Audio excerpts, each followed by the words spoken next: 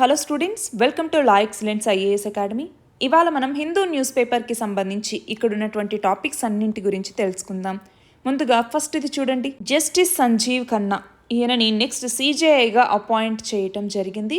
So ఈయన October 11 తేదీన ప్రమాణ స్వీకారం చేస్తారు అన్నటువంటి నేపథ్యంలో అసలు సిజేఐని ఎవరు అపాయింట్ చేస్తారు, దానికి సంబంధించి ప్రాసెస్ ఎలా ఉంటుంది, ఎవరు ప్రమాణ స్వీకారం చేయిస్తారు ఏంటి అన్నటువంటిది మనం చూద్దాం. నెక్స్ట్ చూడండి, ఇండియా చైనా రెండింటికి సంబంధించి ఏవైతే ఇప్పుడు ఈస్టర్న్ లదాఖ్లో ఫ్రిక్షన్ పాయింట్స్ అన్నటువంటివి ఉన్నాయో అక్కడ నుంచి డిస్ఎంగేజ్మెంట్ అన్నటువంటిది స్టార్ట్ అయింది అన్నటువంటి నేపథ్యంలో అసలు దీనికి సంబంధించిన బ్యాక్గ్రౌండ్ ఏంటి అన్నటువంటిది చూద్దాం. ఈ రెండు ఫ్రిక్షన్ పాయింట్స్ ఏంటి అన్నటువంటిది చూద్దాం. డిస్ఎంగేజ్మెంట్ అంటే ఏంటి అన్నటువంటిది కూడా తెలుసుకుందాం. థర్డ్ది చూడండి, కాస్ట్ ఆఫ్ గేమ్స్ అనేసి అంటున్నారు. అంటే కామన్వెల్త్ గేమ్స్ 2026లో కొన్ని క్రీడల్ని రిమూవ్ చేయటం జరిగింది. అవి మన భారతదేశానికి సంబంధించి చాలా ముఖ్యమైనటువంటి క్రీడలు అన్నమాట. మరి ఆ నేపథ్యంలో ఈ ఆర్టికల్ గురించి తెలుసుకుందాం. అలాగే ఆధార్కి సంబంధించి చూడండి, ఏజ్ని డిటర్మైన్ చేయటానికి ఇది వ్యాలిడ్ పేపర్ కాదు అన్నట్టుగా సుప్రీంకోర్టు చెప్పింది. మరి ఈ నేపథ్యంలో అసలు ఆధార్ అంటే ఏంటి, ఆధార్ని ఎవరు జారీ చేస్తారు, ఏజ్ని డిటర్మైన్ చేయడానికి ఇది వ్యాలిడ్ పేపర్ కాదు అని సుప్రీంకోర్టు ఎందుకు అంటోంది అన్నటువంటి వివరాల గురించి మనం తెలుసుకుందాం. నెక్స్ట్ చూడండి, సైక్లోన్ డానా దీనికి సంబంధించి శాటిలైట్స్ చాలా రోజుల నుంచే వీటిని ట్రాక్ చేస్తూ ఉన్నాయి అన్నట్టుగా ఇస్రో చెప్తోంది. మరి ఈ నేపథ్యంలో డిజాస్టర్ మేనేజ్మెంట్కి స్పేస్ టెక్నాలజీ అన్నటువంటిది ఎలా ఉపయోగపడుతుంది అన్నటువంటిది మనం తెలుసుకుందాము. నెక్స్ట్ చూడండి, ట్రాకోమా పబ్లిక్ హెల్త్ ప్రాబ్లంగా ఉన్నటువంటి ట్రాకోమాని మన భారతదేశం ఎలిమినేట్ చేసింది. మరి నెక్స్ట్ ఏంటి అంటున్నారు. మరి ఈ నేపథ్యంలో అసలు ట్రాకోమా అంటే ఏంటి, ఈ వ్యాధిని ఏది కలుగజేస్తుంది, దీని యొక్క సిమ్టమ్స్ ఏంటి, మన ఇండియా దీన్ని తొలగించడానికి ఎలాంటి ఎఫర్ట్స్ తీసుకుంది, ఇవన్నీ కూడా మనం తెలుసుకుందాం. నెక్స్ట్ చూడండి, లాస్ట్ కామన్లీ యూజ్డ్ డ్రగ్స్ ఏవైతే ఉంటాయో వాటి ప్రైసెస్లో దాదాపు 50% హైక్ని సెంట్రల్ గవర్నమెంట్ శాంక్షన్ చేసింది. మరి ఎందుకు శాంక్షన్ చేసింది అన్నటువంటి క్వశ్చన్కి ఆన్సర్ కూడా తెలుసుకుందాం. ఇవాల్టి మన ఫస్ట్ ఆర్టికల్ చూడండి, జస్టిస్ సంజీవ్ ఖన్నా ఈయనని నెక్స్ట్ సిజేఐగా అపాయింట్ చేయటం జరిగింది. మరి దీనికి సంబంధించి మనం పాలిటీలో జుడిషియరీ అన్నటువంటి టాపిక్ కింద చదువుకుంటాము. సో మనకి జస్టిస్ ధనంజయ యశ్వంత్ చంద్రచూడ్ లేదా డివై చంద్రచూడ్ ఈయన ప్రస్తుతం సిజేఐగా ఉన్నారు, 50th సిజేఐ. అయితే ఈయన రాబోయేటటువంటి సిజేఐని ప్రకటించారు 51st CJI, chief justice of India. ఎవరు? జస్టిస్ సంజీవ్ ఖన్నా. ఈయన పేరుని ప్రతిపాదించడం జరిగింది. మరి ఒక సిజేఐ కావాలి అంటే ఎలాంటి క్వాలిఫికేషన్స్ ఉండాలి అంటే ఖచ్చితంగా మన భారతదేశ పౌరుడై ఉండాలి, మన ఇండియన్ సిటిజన్ అయి ఉండాలి. అంతేకాకుండా 5 years ఏదైనా హైకోర్టుకి జడ్జిగా పనిచేసి ఉండాలి, లేదా 1 లేదా ఎక్కువ కోర్ట్స్కి జడ్జిగా అయినా కూడా పనిచేసి ఉండొచ్చు, లేదా హైకోర్టుకి 10 సంవత్సరాలు అడ్వకేట్గా పనిచేయాలి, లేదా 2 లేదంటే 3 కోర్ట్స్లో కూడా పనిచేసి ఉండొచ్చు. అంతేకాకుండా ఇక్కడ ప్రెసిడెంట్ యొక్క ఒపీనియన్లో అతను ఒక డిస్టింగ్విష్డ్ జ్యూరిస్ట్ అయి ఉండాలి. సో ఈ క్వాలిఫికేషన్స్ ఉన్నటువంటి పర్సన్ సిజేఐగా అపాయింట్ చేయబడతారు. అయితే సిజేఐ కావచ్చు, అలాగే సుప్రీంకోర్టుకి సంబంధించినటువంటి జడ్జెస్ ఎవరైనా కూడా ఎవరు అపాయింట్ చేస్తారు? ప్రెసిడెంట్ అపాయింట్ చేయటం జరుగుతుంది, రాష్ట్రపతి అపాయింట్ చేస్తారు. మరి ప్రెసిడెంట్కి అధికారం ఎక్కడిది అంటే భారత రాజ్యాంగం ఇచ్చింది ఒక అధికరణ ద్వారా. ఏ అధికరణ లేదా ఏ ఆర్టికల్ అంటే ఆర్టికల్ 124 Clause 2 అన్నటువంటిది. దీని ప్రకారమే ప్రెసిడెంట్ చీఫ్ జస్టిస్ ఆఫ్ ఇండియాని అలాగే సుప్రీంకోర్టు జడ్జెస్ని అపాయింట్ చేయటం జరుగుతుంది. చూడండి, ఆర్టికల్ 124 Clause 2 దీని ప్రకారం ప్రెసిడెంట్ కన్సల్టేషన్ తర్వాతే, చూడండి కన్సల్టేషన్ తర్వాతనే ఈ యొక్క అపాయింట్మెంట్ని చేస్తారు. సో ఫస్ట్ ఇక్కడ ప్రస్తుతం ఉన్నటువంటి సిజేఐ ఒక పేరుని ప్రకటించిన తర్వాత అది కూడా సీనియారిటీ పరంగా ఎవరైతే సీనియర్ మోస్ట్ జడ్జి ఉంటారో వాళ్ళని సిజేఐగా ప్రకటిస్తారు. అలా ప్రకటించిన తర్వాత లా మినిస్ట్రీ దాన్ని చూశాక రాష్ట్రపతికి పంపిస్తే రాష్ట్రపతి ఆమోద ముద్ర వేసిన తర్వాతని సిజేఐగా అపాయింట్ చేయబడ్డారు. సో ఇప్పుడు చూడండి, అపాయింట్ చేశారు, కానీ నవంబర్ 11వ తేదీన ఈయన బాధ్యతలు తీసుకుంటారనమాట. మరి అడ్మినిస్ట్రేటివ్ పవర్స్ ఉంటాయి, మాస్టర్ ఆఫ్ రోస్టర్ అని కూడా పిలుస్తూ ఉంటాం సిజేఐని, ఫస్ట్ అమాంగ్ ఈక్వల్స్ అని కూడా. అడ్జుడికేటరీ రోల్ అన్నటువంటిది ఉంటుంది. అంతేకాకుండా సీజేఐనే ఎంతమంది జడ్జెస్ ఒక కేసుకి సంబంధించి ఉండాలి అన్నట్టుగా డిసైడ్ చేయటం జరుగుతుంది. మరి సీజేఐని రిమూవ్ చేయాలి అంటే ఎలా రిమూవ్ చేస్తారు? ప్రెసిడెంట్ ఆర్డర్ని తీసుకొచ్చి దాని ద్వారానే రిమూవ్ చేయొచ్చు. ప్రెసిడెన్షియల్ ఆర్డర్ ద్వారా రిమూవ్ చేయటానికి ఉంటుంది. బట్ హౌస్ ఆఫ్ పార్లమెంట్లో స్పెషల్ మెజారిటీ యొక్క సపోర్ట్ అన్నటువంటిది ఉండాలి. స్పెషల్ మెజారిటీతోనే సీజేఐని రిమూవ్ చేయటానికి వీలవుతుంది. అదే మనకి హైకోర్టుకి సంబంధించినటువంటి జడ్జిని అపాయింట్ చేసేది ఎవరు? ప్రెసిడెంటే. ఏ ఆర్టికల్ కింద? ఆర్టికల్ 217 కింద president, chief justice of India అలాగే గవర్నర్ వీళ్ళ కన్సల్టేషన్ తర్వాతే ఈ హైకోర్టుకి జడ్జిని అపాయింట్ చేయటం జరుగుతుంది. మన నెక్స్ట్ ఆర్టికల్ చూడండి, ఇండియా చైనా రిలేషన్స్కి సంబంధించి. సో ఇంటర్నేషనల్ రిలేషన్స్ కింద దీనిని మనం లింక్ చేసుకుంటాం. అలానే మన యొక్క ఇంటర్నల్ సెక్యూరిటీకి కూడా దీన్ని లింక్ చేసుకుంటాం అన్నమాట. Internal security. సో ఏమైంది? 2020వ సంవత్సరంలో తూర్పు లదాఖ్లో ఉన్నటువంటి గల్వాన్ వ్యాలీలో భారతదేశం అలాగే చైనా రెండు దేశాల సేనల మధ్య వచ్చినటువంటి కాన్ఫ్లిక్ట్ ఏదైతే ఉందో దాని తర్వాత ఇప్పటిదాకా రెండు దేశాలు అక్కడ తన యొక్క బలగాల్ని మోహరించటం, అక్కడ నిర్మాణాలని చేపట్టడం ఇవన్నీ జరిగాయి. అంతే తప్ప రెండు దేశాలకి సంబంధించి ఎప్పుడూ కూడా వెనక్కి తగ్గుతూ రాలేదు. చాలా చర్చలు అన్నటువంటివి జరుగుతూనే ఉన్నాయి. మరి ఈ నేపథ్యంలో రీసెంట్గా జరిగినటువంటి ఒక చర్చ ఫలవంతమైంది. 2020కి ముందు నాటి పరిస్థితుల్ని అక్కడ తీసుకురావాలి అన్నటువంటి నేపథ్యంలో రెండు దేశాలు కూడా తన యొక్క సేనల్ని వెనక్కి తీసుకుంటూ ఉన్నాయి. మరి దానికి సంబంధించి లాస్ట్ 2 ఫ్రిక్షన్ పాయింట్స్లో కూడా డిసెంగేజ్మెంట్ చేస్తున్నామన్నారు. ఏంటి ఆ లాస్ట్ 2 అంటే? ఒకటి దెప్సాంగ్ అన్నటువంటిది, 2 దెమ్చోక్ అన్నటువంటి ఈ 2 ప్రాంతాలు అనమాట.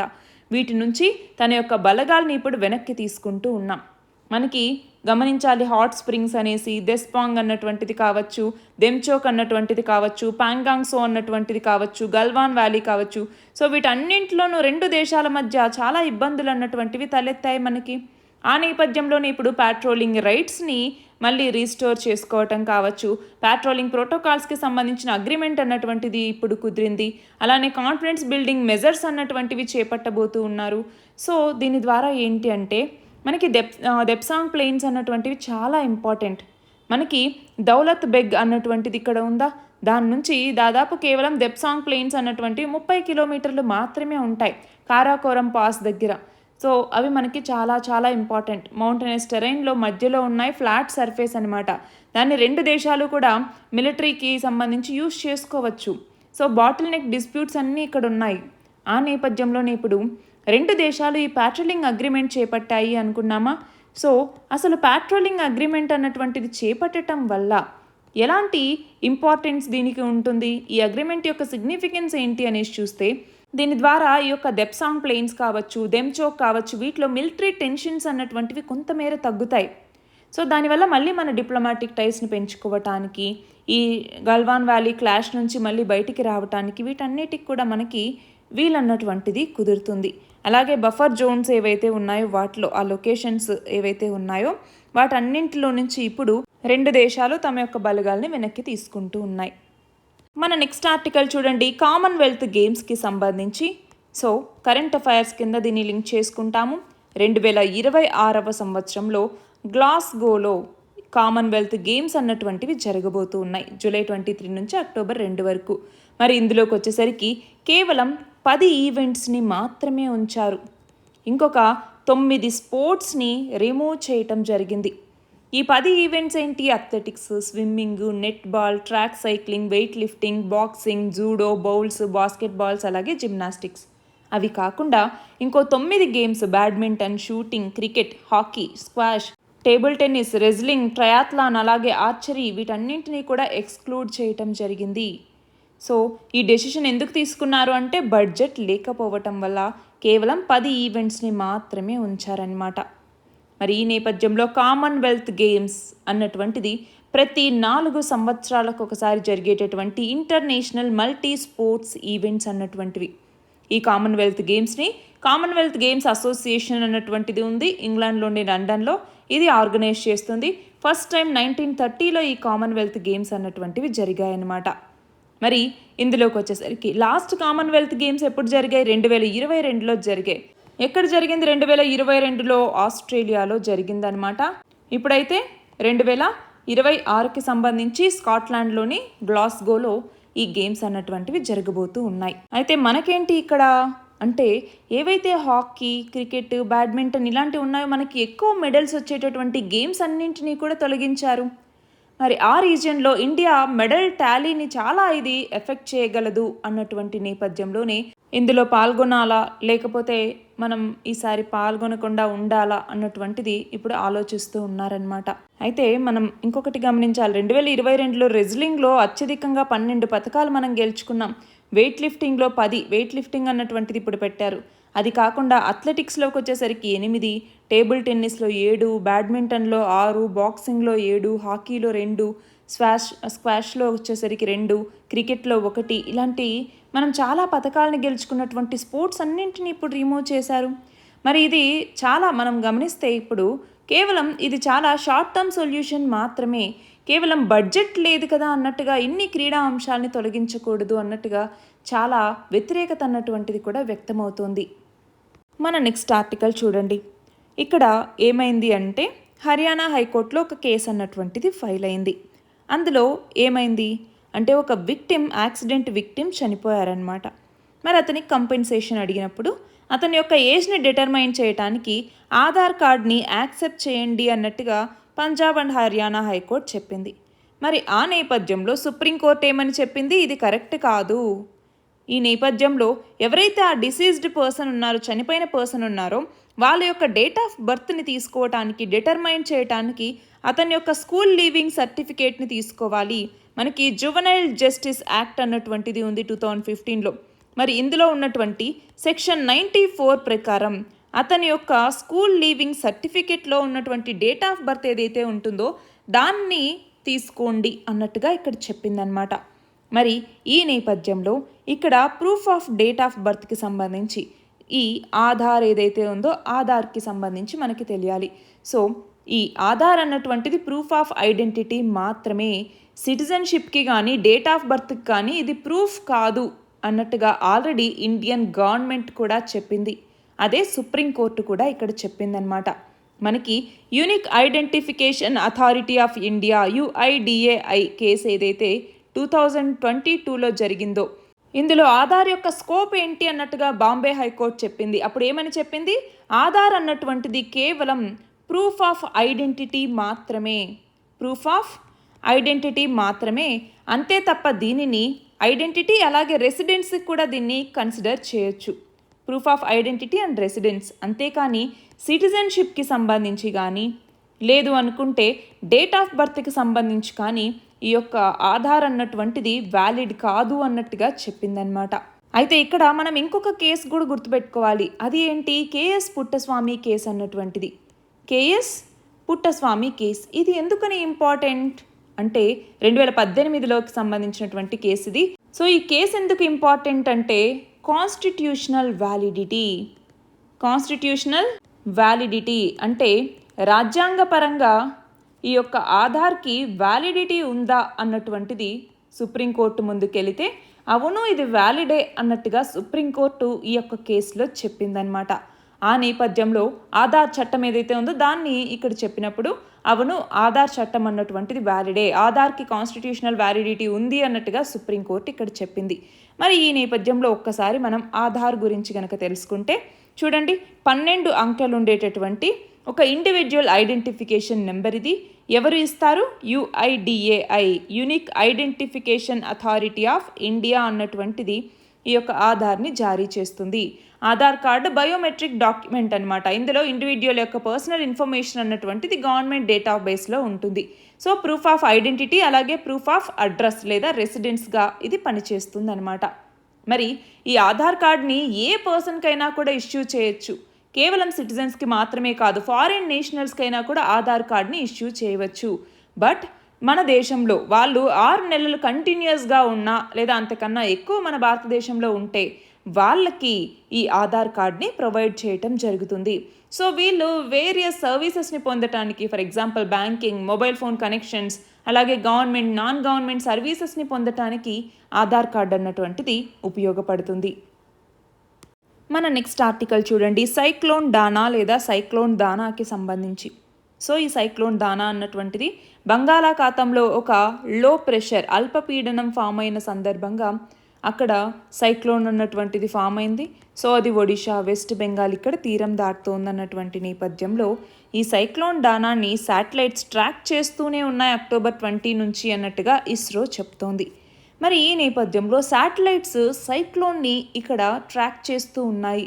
అందులో అర్త్ అబ్జర్వేషన్ శాటిలైట్ 06 EOS 06, అలానే ఇన్సాట్ 3DR రీసెంట్గా వీటిని ప్రయోగించడం జరిగింది.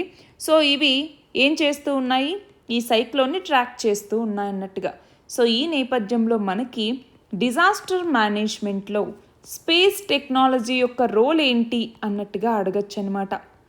మరి ఈ నేపథ్యంలో మనకేం తెలియాలి, మన భారతదేశంలో చాలా న్యాచురల్ డిజాస్టర్స్ వస్తూ ఉంటాయి, సైక్లోన్స్ నుంచి ఎర్త్క్వేక్స్ వరకు కూడా. ప్రతి ఇయర్ ఈ డిజాస్టర్స్ యొక్క ఫ్రీక్వెన్సీ పెరుగుతూనే ఉంది క్లైమేట్ చేంజ్ వల్ల. మరి ఆ నేపథ్యంలో కొత్త కొత్త టెక్నాలజీస్ని మనం అభివృద్ధి చేయటం ద్వారా ఈ డ్యామేజెస్ని తగ్గించుకోవచ్చు. అందులో స్పేస్ టెక్నాలజీ అన్నటువంటిది కూడా ఒకటి. ఫర్ ఎగ్జాంపుల్ స్పేస్ టెక్నాలజీలో స్పేస్ బేస్డ్ టెక్నాలజీస్ అయినటువంటి అర్త్ అబ్జర్వేషన్ శాటిలైట్స్ లేదా రిమోట్ సెన్సింగ్ శాటిలైట్స్ అంటాం, అవి కావచ్చు. అలానే కమ్యూనికేషన్ శాటిలైట్స్ కావచ్చు, మెట్రలాజికల్ శాటిలైట్స్ కావచ్చు, అలాగే గ్లోబల్ నావిగేషనల్ శాటిలైట్ సిస్టమ్ అన్నటువంటిది కావచ్చు. ఇవన్నీ కూడా డిజాస్టర్స్కి సంబంధించి ఈ డిజాస్టర్ రిస్క్ రిడక్షన్లో ఒక మేజర్ రోల్ని ప్లే చేస్తూ ఉంటాయి. అవునా? మరి ఏం చేస్తాయి ఈ శాటిలైట్స్ అంటే జియోస్పేషియల్ డేటాని అబ్జర్వ్ చేస్తూ ఉంటాయన్నమాట. భూమిని క్లోజ్గా అబ్జర్వ్ చేస్తూ ఉండటం వల్ల ఏ టైంలో ఎలాగ దీని మూమెంట్ అన్నటువంటిది ఉంది. అలాగే ఫర్ ఎగ్జాంపుల్ సైక్లోన్ అన్నటువంటిది ఇక్కడ ఆరిజిన్ అయింది. సో ఇది నార్త్ హెమిస్ఫియర్కి వచ్చేసరికి ఇలా రైట్ సైడ్ మూవ్ అవుతుంది, అవునా? సో దీని మూమెంట్ ఎక్కడుంది, ఇది ఏ ప్రాంతాన్ని హిట్ చేయొచ్చు అన్నట్టుగా డేటాను అనలైసిస్ చేయటం ద్వారా ఆ ప్రాంతంలో ఆస్తి నష్టం, ప్రాణ నష్టం వీటన్నిటిని తగ్గించడానికి యూజ్ అవుతుంది. అంతేనా? సో శాటిలైట్స్ ట్రాకింగ్ వల్ల మనకి డిజాస్టర్ మేనేజ్మెంట్లో కొంతవరకు ఉపయోగం అన్నటువంటిది ఉంటుంది. సో కార్టోసాట్ శాటిలైట్స్ అనేసి ఉంటాయి, ఇవి ఎర్త్ అబ్జర్వేషన్ శాటిలైట్స్ అనమాట. అవి హై రెజల్యూషన్ ఇమేజరీని అర్త్కి సంబంధించి తీసుకుంటాయి. For example urban planning, infrastructure development ఇట్లాంటి వాటికి సంబంధించి. అలానే కొన్ని కమ్యూనికేషన్ శాటిలైట్స్ ఏం చేస్తాయి, డిజిటల్ ఆడియో, వీడియో, అదర్ డేటాని క్యాప్చర్ చేసి వాటిని ట్రాన్స్మిట్ చేస్తూ ఉంటాయి.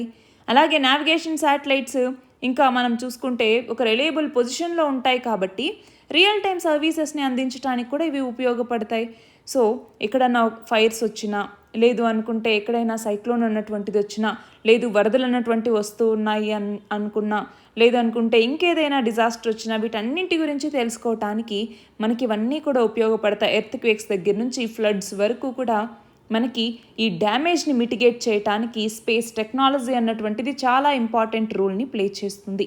సో దీనిని మనం సైన్స్ అండ్ టెక్నాలజీలో స్పేస్ టెక్నాలజీ అన్నటువంటి టాపిక్ కింద, అలానే డిజాస్టర్ మేనేజ్మెంట్, ఎన్వైరన్మెంట్లో డిజాస్టర్ మేనేజ్మెంట్ అన్నటువంటి టాపిక్ కింద చదువుకుంటాం. మన నెక్స్ట్ ఆర్టికల్ చూడండి, ట్రాకోమా అన్నటువంటిది. సో దీనిని కూడా మనం సైన్స్ అండ్ టెక్నాలజీలో హెల్త్ అన్నటువంటి టాపిక్ కింద డిసీజెస్ అన్నటువంటి కాన్సెప్ట్ కింద చదువుకుంటాం అన్నమాట. సో ఇక్కడ ట్రాకోమాని మన భారతదేశం ఎలిమినేట్ చేయటం జరిగింది.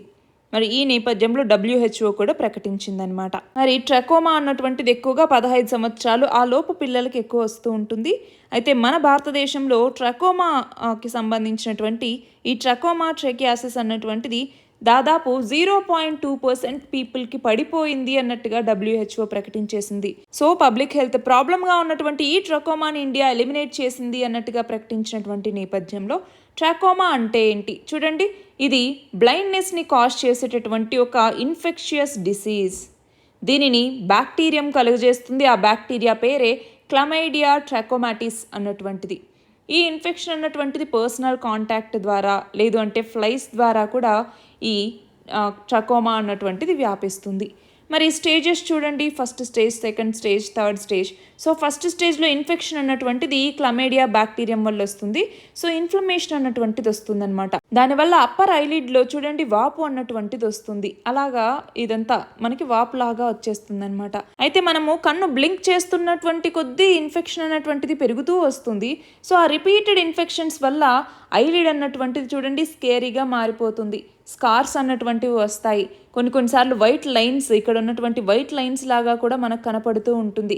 దానివల్ల ఐ ల్యాషెస్ని ఇది కంటిలోకి లాగేస్తుంది అనమాట. ఇక్కడ చూడండి పైకి ఉండాల్సినటువంటి ఐ ల్యాషెస్ అన్నీ ఇటు కంటి మీదకి వచ్చేస్తాయి. దానివల్ల థర్డ్ స్టేజ్లో ఏమవుతుంది, ఐ ల్యాషెస్ మనకున్నటువంటి కార్నియా మీద పడి దాంతో కంటిన్యూగా స్క్రాచ్ అవుతూ ఉండటంతో ఇన్ఫెక్షన్ అన్నటువంటిది వస్తుంది, ఐ డ్యామేజ్ అన్నటువంటిది వస్తుంది, దాంతో బ్లైండ్నెస్ కూడా వస్తుంది.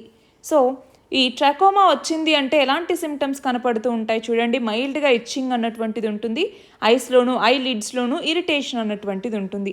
అలాగే మ్యూకస్, పస్ డిశ్చార్జ్ అన్నటువంటిది కూడా కంటి నుంచి వస్తుంది. ఐ లిడ్స్ అన్నటువంటివి స్వెల్లింగ్ వస్తాయి. అలాగే లైట్ సెన్సిటివ్గా మారిపోతాం, అంటే కాంతిని చూడడానికి ఇష్టపడము. ఐ పెయిన్ అన్నటువంటిది వస్తుంది. మరి ఎక్కువగా పావర్టీ ఉన్నటువంటి వాళ్ళలో ఇది ఎక్కువగా వస్తూ ఉంటుంది. శానిటేషన్ సరిగ్గా లేకపోయినా, అలాగే లివింగ్ కండిషన్స్ అన్నటువంటివి చాలా క్రౌడెడ్గా ఉన్నా కూడా ఈ ట్రాకోమా ఇన్ఫెక్షన్ అన్నటువంటిది ఒకరి నుంచి ఒకరికి సోకటానికి ఎక్కువ అవకాశాలు ఉంటాయి. మన లాస్ట్ ఆర్టికల్ చూడండి. సెంట్రల్ గవర్నమెంట్ కామన్లీ యూజ్డ్ డ్రగ్స్కి 50% హైక్ ఇచ్చింది ప్రైసెస్లో. మరి ఈ నేపథ్యంలో మనం హెల్త్ అన్నటువంటి టాపిక్ కింద దీనిని చదువుకుంటాం. అలానే గవర్నమెంట్ పాలసీస్ అండ్ ఇంటర్వెన్షన్స్ అన్నటువంటి టాపిక్ కింద కూడా మనం దీనిని రిలేట్ చేసుకుంటాం అన్నమాట. అయితే ఇక్కడ సెంట్రల్ గవర్నమెంట్ ఏం చేసింది అంటే, కామన్లీ యూజ్డ్ డ్రగ్స్ ఏవైతే ఉంటాయో, ఫర్ ఎగ్జాంపుల్ ట్యూబర్క్యులోసిస్కో, ఆస్తమాకో, లేకంటే బైపోలార్ డిసార్డర్కో, లేకపోతే గ్లూకోమాకో, ఇలాంటి ఏమన్నా వీటికి సంబంధించి డ్రగ్స్ ఉంటాయి కదా, వాటిలో 8 డ్రగ్స్కి ప్రైసెస్ని 50% పెంచుకోవచ్చు అన్నట్టుగా గవర్నమెంట్ శాంక్షన్ చేసింది. మరి ఎందుకు ఇలాంటి ఆర్డర్ని గవర్నమెంట్ పాస్ చేయాల్సి వచ్చింది అంటే, ఎక్స్ట్రాడినరీ సర్కమ్స్టాన్సెస్ అలాగే పబ్లిక్ ఇంట్రెస్ట్, ఈ రెండింటిని ఎప్పుడైనా పరిగణలోకి తీసుకుంటారనమాట. మరి వీటి నేపథ్యంలో గ్రేటర్ పబ్లిక్ ఇంట్రెస్ట్ మేరకే మేము ఎక్స్ట్రాడినరీ సర్కమ్స్టాన్సెస్లో ఈ నిర్ణయం తీసుకోవాల్సి వచ్చింది అన్నట్టుగా చెప్పింది. అంటే ఏంటి, ఫర్ ఎగ్జాంపుల్ ఎసెన్షియల్ డ్రగ్స్ ఏవైతే ఉన్నాయో అవి అవైలబుల్గా ఉండాలి, అవునా? కాబట్టి ప్రైస్ రెగ్యులేషన్ అన్నటువంటిది వాటిని చేయాల్సి వస్తుంది. ప్రైస్ ఇంక్రీజ్ అయిందనుకోండి, అప్పుడు ప్రజలకి తక్కువ ధరలో అందుబాటులోకి రాకపోతే ఇబ్బందులు అన్నటువంటివి వస్తాయి. కాబట్టి ఎసెన్షియల్ మెడిసిన్స్ ఏవైతే ఉంటాయో వాటి మీద ప్రైస్ కంట్రోల్ ఎప్పుడూ ఉంటుంది. కానీ ఇప్పుడు ఏమైంది, కోవిడ్ ఆ తర్వాత వచ్చినటువంటి సర్కమ్స్టాన్సెస్ వల్ల, అలాగే ట్యాక్స్లు అన్నటువంటివి పెరగటం వల్ల, ట్రాన్స్పోర్టేషన్ ఖర్చులు పెరుగుతూ ఉండటం వల్ల, అలాగే ఇప్పుడు ఏవైతే యాక్టివ్ ఫార్మాస్యూటికల్ ఇంగ్రీడియంట్స్ ఏపీఐ అనేసి అంటూ ఉంటామో మెయిన్గా ఈ డ్రగ్స్లో వాడేటటువంటి వాటికి, మెడికల్ డ్రగ్స్, సో వీటి యొక్క కాస్ట్ అన్నటువంటిది పెరిగిపోతుంది. దాంతో మేము ప్రొడక్షన్ చేసుకోవటానికి, ట్రాన్స్పోర్టేషన్కి, మార్కెటింగ్కి మాకు ఇప్పుడున్నటువంటి ధరలు వైబుల్ అవ్వట్లేదు అన్నట్టుగా ఎప్పటి నుంచో గవర్నమెంట్ని అడుగుతూ ఉంటే, ఇప్పుడు గవర్నమెంట్ సరే అన్నట్టుగా వాటి ప్రైసెస్ని హైక్ చేసుకోవటానికి పర్మిషన్ ఇచ్చిందనమాట. అదర్వైజ్ ఏమవుతుంది, ఈ కాస్ట్ అన్నీ ఎక్కువ అవుతున్నాయి అన్నట్టుగా ఆ మెడికల్ డ్రగ్ ఏదైతే ఉంటుందో, ఆ మెడిసిన్ ఏదైతే ఉంటుందో దాని ప్రొడక్షన్ని ఆపేస్తున్నాయి కొన్ని కంపెనీస్. అలాంటప్పుడు ఏమవుతుంది, అవి ప్రజలకు అందుబాటులో లేవు అంటే, దానివల్ల కొన్ని మాత్రమే అవైలబుల్గా ఉన్నాయంటే సో డిమాండ్ పెరుగుతుంది. సో వాటి ప్రైసెస్ మరింత పెంచడానికి అవకాశం ఉంటుంది అన్నటువంటి నేపథ్యంలోనే గ్రేటర్ పబ్లిక్ ఇంట్రెస్ట్ మేరకి మేము ఈ డెసిషన్ తీసుకుంటున్నాం అన్నట్టుగా ఇప్పుడు సెంట్రల్ గవర్నమెంట్ అనౌన్స్ చేసిందనమాట. ఇవి ఇవాల్టి మన important articles. All the very best and thank you very much.